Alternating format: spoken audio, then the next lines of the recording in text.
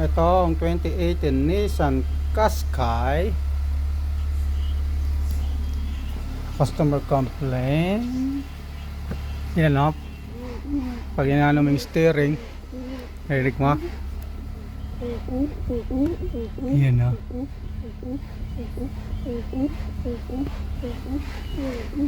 Yan o.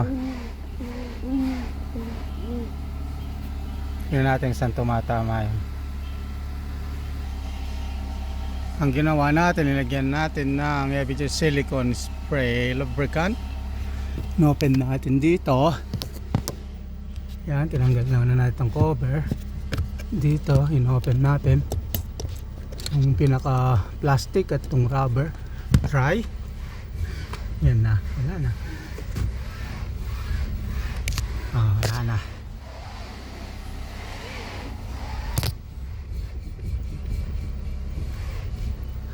Okay, tapos na.